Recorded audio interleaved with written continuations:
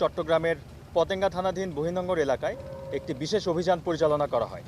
চট্টগ্রামের পতেঙ্গা এলাকায় বিশেষ অভিযান চালিয়ে মিয়ানমারে পাচারের উদ্দেশ্য নেওয়া বিপুল পরিমাণ ডিজেল সহ 12 জন পাচারকারীকে আটক করেছে বাংলাদেশ কোস্টগার্ড। শনিবার 4 এপ্রিল সকাল 6টায় পতেঙ্গা থানাধীন বহির্নগর এলাকায় অভিযান চালিয়ে তাদের আটক করা হয়। কোস্টগার্ড কর্মকর্তা লেফটেন্যান্ট কমান্ডার সাব্বির আলম সুজন গণমাধ্যমকে জানান, গোপন সংবাদের ভিত্তিতে কোস্টগার্ড আউটপোস্ট পতেঙ্গা এই অভিযান চালায়।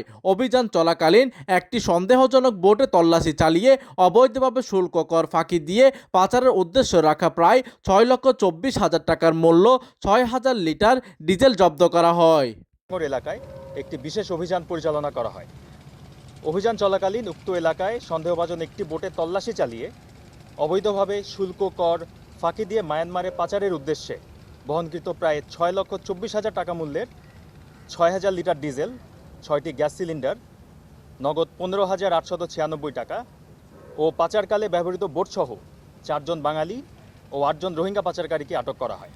এছাড়া 6টি গ্যাস ভর্তি সিলিন্ডার, নগদ 15,896 টাকা এবং পাচার কাজে ব্যবহৃত বোটটিও আটক করা হয়। এদিকে জব্দকৃত মালামাল ও আটককৃত পাচারকারীদের বিরুদ্ধে পরবর্তী আইনানুগ ব্যবস্থা গ্রহণের কার্যক্রম বর্তমানে প্রক্রিয়াধীন রয়েছে। পাচার ও চোরাচালান রোধে কোস্টগার্ডের এই ধরনের অভিযান ভবিষ্যতে অব্যাহত থাকবে বলে বাহিনীর পক্ষ থেকে জানানো হয়। প্রতিনিধির তথ্য ও পাঠানো চিত্রে ডেস্ক নিউজ, দিগন্তের বার্তা 24, চট্টগ্রাম।